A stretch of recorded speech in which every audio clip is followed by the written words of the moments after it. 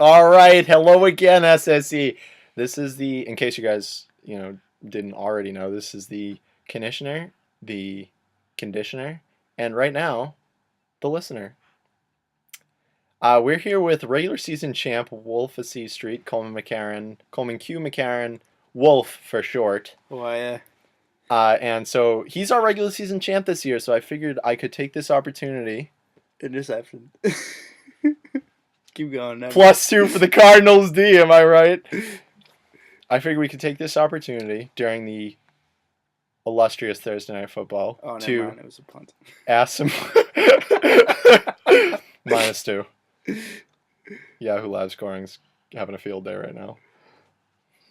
To ask some questions of the regular season champ, and by extension the favorite to win the 2014 SSE championship. So, Cause, what do you think? So now, who is the team that you're most got your eye on for competition this year in the playoffs? I mean, we're just focused 1 week at a time. So I mean, the matchups with you. So we're on to Cincinnati. Hey, so 7-game winning streak. That's nothing to shake a stick at, per se, but yeah, we'll take the win. We'll take the win. And so, remind me again, how many regular season titles do you have? Because I feel like this isn't your first rodeo in terms of fantasy playoffs in general. I don't know, Jimmy. Do you remember? You remember? Oh no, it's one. It's one. Yeah, no. 10. I think as many times as Jimmy's made the playoffs, I have rings.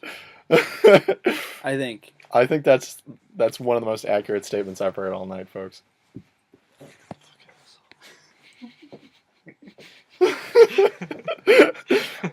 But how many was it? 1. All right. But yeah. And so why don't you tell us a little bit about, what your strategy is week in and week out to get your guys ready to put up an average of 130 points a week, which is truly a feat. We just play to win. I don't always put the best roster out, but when I do, it's in the playoffs. That's a fair statement if ever I heard one. And nobody really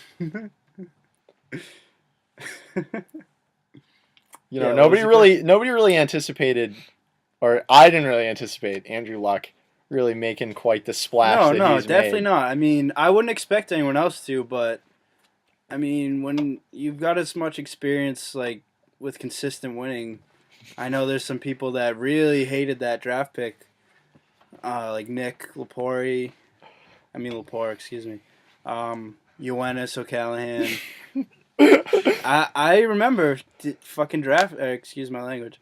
Draft day. Johnny Manziel. Not Johnny Manziel.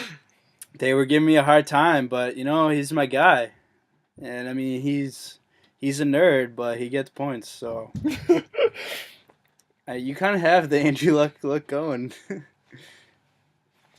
One might say. Eli Manning looking motherfucker. Yeah, I've always fancied myself. I always thought I looked more like DeMarco Murray. Now your ass isn't big enough. Yeah, that's true. But so now, if you had any words of advice for our viewers who maybe aren't as successful or weren't as successful this year, I can't think of any off the top of my head.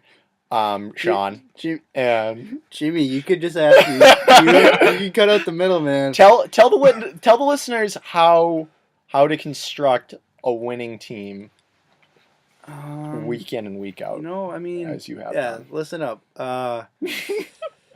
Jimmy, it's more of a gut thing. What?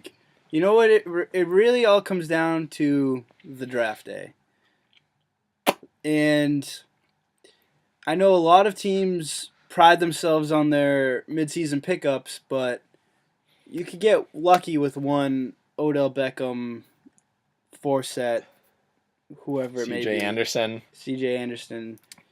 you're not going to pick up an Andrew Luck, an AJ Green, a Marshawn Lynch mid-season.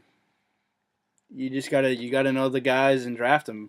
Not looking for the Victor best. Cruz. Not looking for the yeah.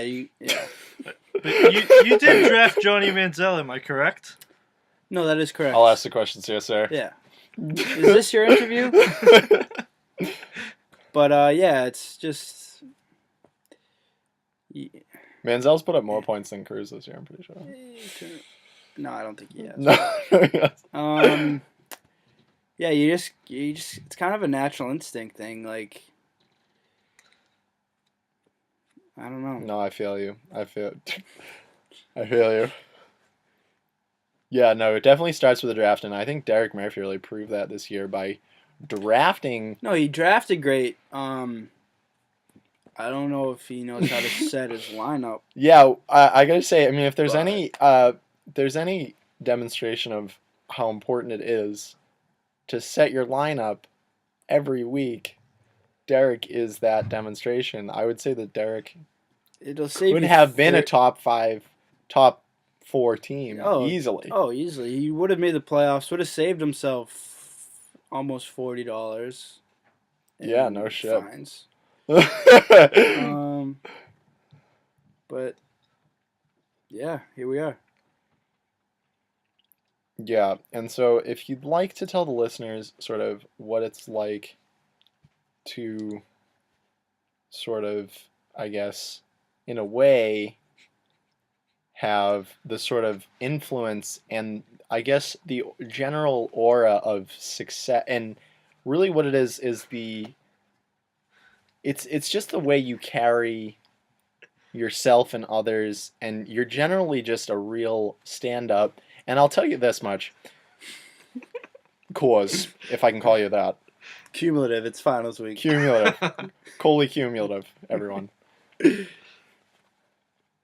Now, I just want a final statement about what your philosophy is going into the playoffs, week 15 and 16. It's a totally different ball game. Oh, I mean, I've been here before, plenty of times. Humble brag. It's you gotta go with your gut. You can't sit there and falafel on, oh, do I start this guy? Oh, I picked this guy up. Maybe I'd look like a genius if I start him. You sit there and you go back and forth. You're gonna make the wrong decision. You gotta stick with your guy, stick with your guns, and I mean, as they say in the Mighty Ducks D2, we're Team USA and we're going all the way. Now, and I think that those are true statements from a true champion, folks. And so, just to wrap up, this is the Schmishmissioner here with the Schmulf of Schmee Street and our sound engineer Schmimmy Schmoshari, our Weasel Dockets.